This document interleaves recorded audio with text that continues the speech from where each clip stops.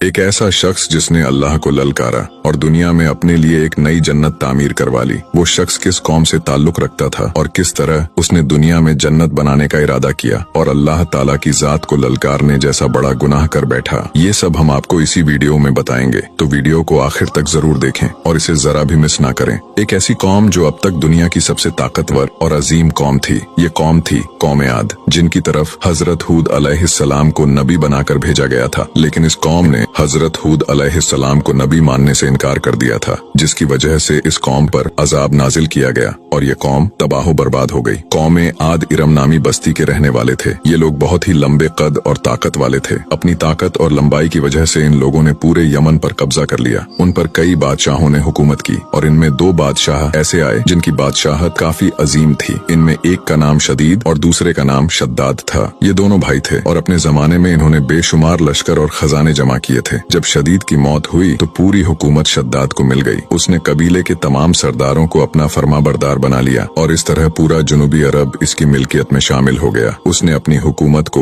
उरूज तक पहुंचा लिया और दूसरे मुल्कों के बादशाह भी उसके फरमाबरदार हो गए। अपनी इसी बादशाहत में वो इस कदर अंधा हो गया कि उसने खुदाई का दावा कर डाला। उस वक्त के आलिम और पैगंबरों के मानने वाले लोगों ने उसे काफी समझाया और उसे अजाब इलाही से डराया, लेकिन वो कहने लगा कि मेरे पास दौलत और हुकूमत सब कुछ है, अब खुदा की इबादत की जरूरत नहीं और अब मैं किसी की इताअत नहीं करूंगा। शद्दाद ने हूद अलैहिस्सलाम से ये सुन रखा था कि जन्नत कैसी होगी और उसकी नेमतें और खूबसूरती कैसी होगी। चुनाचे उसने दुनिया में जन्नत बनाने का इरादा किया। वो कहता था कि मुझे उस जन्नत की जरूरत नहीं है जो खुदा ने बनाई है, ऐसी जन्नत तो मैं खुद दुनिया में ही बनाऊंगा। लिहाजा उसने 100 कारीगरों को जमा किया और उनमें से हर एक को 1000 आदमियों पर मुकर्रर किया और पूरी दुनिया के माहिर लोगों को वहाँ आने की दावत दी। उसने अपने भांजे को पैगाम भेजा जो कि ईरान का बादशाह था कि जितना सोना चांदी तुम्हारे पास है वो फौरन मेरे पास भेज दो। उसके भांजे ने ऐसा ही किया और तमाम सरदारों को ये हुक्म दिया कि सोने चांदी की कानों से ईंटें बनाकर भेजे और कोहे अदन के मुतस्सन एक मुरब्बा शहर जो 10 गज चौड़ा और 10 गज लंबा हो बनाने का हुक्म दिया। इसकी बुनियाद इतनी गहरी खुदवाई गई कि वो अंदर पानी के करीब पहुंच गई। फिर उन बुनियादों को संगे सुलेमानी से भरवा दिया। जब बुनियादें भरकर जमीन के बराबर हो गई तो उस पर सोने चांदी की दीवारें चुनी गईं, जिसकी लंबाई उस जमाने के हिसाब से 100 गज रखी गई। जब सूरज निकलता तो उसकी चमक से दीवारों पर निगाह नहीं ठहरती थी और ऐसी ही शहर की 4 दीवारी बनाई गई। इसके बाद इस 4 दीवारी के अंदर 1000 महल तैयार किए गए। हर महल 1000 सतूनों वाला था और हर सतून जवाहरात से जड़ा हुआ था। फिर शहर में एक नहर बनवाई गई और हर महल में उस नहर से छोटी छोटी नहरें ले जाई गईं। हर महल में हौज और फव्वारे बनाए गए। उन नहरों के किनारों पर ऐसे पेड़ लगाए गए जिनकी जड़ें और शाखें सोने की और पत्ते जो जमर्रत के थे उनके फल मोती याकूत और दूसरे जवाहरात के बनवाकर उन पर टांग दिए गए। शहर की दुकानों और दीवारों को खुशबू से सिरतल किया गया। याकूत और जवाहरात के खूबसूरत परिंदे चांदी की ईंटों पर बनवाए गए जिन पर पहरेदार बारी बारी पहरे के लिए बैठते थे। जब इसकी तामीर मुकम्मल हो गई तो हुक्म दिया गया कि पूरे शहर में रेशम के कालीन बिछाए जाए। फिर नहरों में से किसी में मीठा पानी, किसी में शराब, किसी में दूध तो किसी में शहद और शरबत जारी कर दिया गया। रिवायतों में आता है कि इस जन्नत को बनाने में 300 साल लगे और शद्दाद की उम्र 900 साल के करीब थी। उसकी जन्नत तैयार होने के बाद वो अपने लश्कर के साथ, अपने गुरूर और तकब्बुर के साथ उस शहर की तरफ रवाना हुआ। जब वो इसके करीब पहुंचा तो वहाँ के तमाम लोगों ने उसका इस्तकबाल किया। फिर जैसे ही उसने अपनी जन्नत देखने के लिए उसका दरवाजा खोला तो अपने सामने एक अजनबी शख्स को खड़ा पाया। शद्दाद ने पूछा, तू कौन है और यहाँ कैसे आया? तो उस शख्स ने कहा, मैं मलकुल मौत हूँ। शद्दाद ने पूछा, क्यों आए हो? उसने कहा, तेरी जान लेने। शद्दाद ने कहा, मुझे इतनी मोहलत दे दो कि मैं अपनी बनाई जन्नत को देख सकूं। मलकुल मौत ने जवाब दिया, मुझे ये हुक्म नहीं है। शद्दाद ने फिर कहा, चलो इतनी ही मोहलत दे दो कि मैं घोड़े पर से उतर आऊं। मलकुल मौत ने कहा, मुझे इसकी भी इजाजत नहीं है। शद्दाद का पैर अभी दरवाजे की चौखट पर ही था कि मलकुल मौत ने उसकी रूह कब्ज कर ली।